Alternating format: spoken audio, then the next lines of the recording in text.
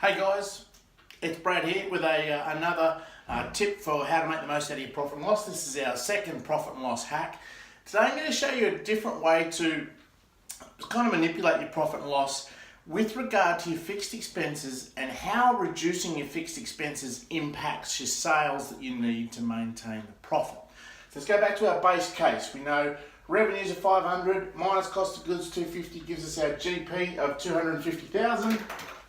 Which is a percentage of 50% GP.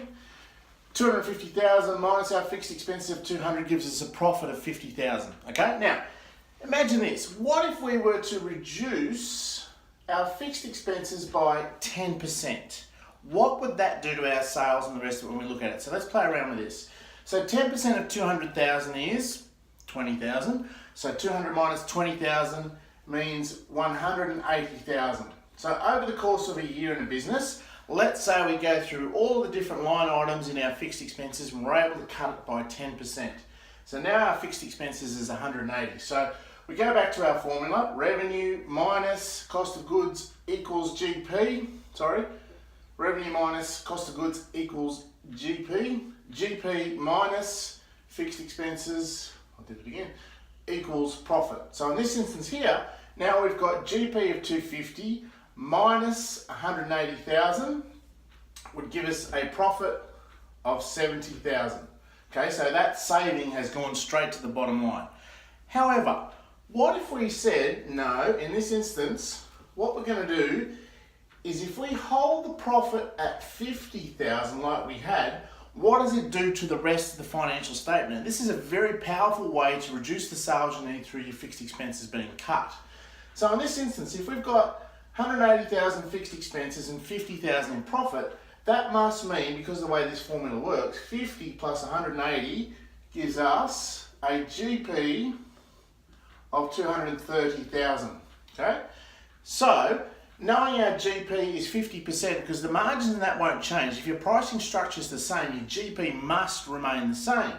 So in that instance, if our GP is 50%, our cost of goods must be also 230,000. Okay, so in that instance, now we know that 50% of our COGS is, our GP is our COGS, so that means that our sales must be 460,000. So let's check this. 460 minus 230 gives us 230. 230 minus 180 gives us 50,000. So for every $1 saved in fixed expenses, it's the same as you then need 1 over your GP percentage less sales to maintain same profit. Same profit. So let's do a different example here. If we had a GP of, let's say, 33%, for every dollar we saved here, we would then save $3 in sales.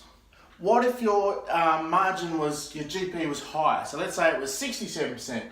So for every dollar we saved here, we would then save, 1.3 in your revenue, okay? So this is a really interesting way to look at your profit and loss. So hopefully that makes sense. It's a little bit of a different way to look at your profit and loss, but by cutting your fixed expenses, you can reduce the number of sales you get to maintain the same profit. Any comments, put them down below. Subscribe if you're not following me already. I'm posting up a bunch of profit and loss videos to help you understand how to use it more, and we'll look forward to the next video. If you have anything in request that you'd like me to cover off, please put it in the comments down below, and we'll get to it.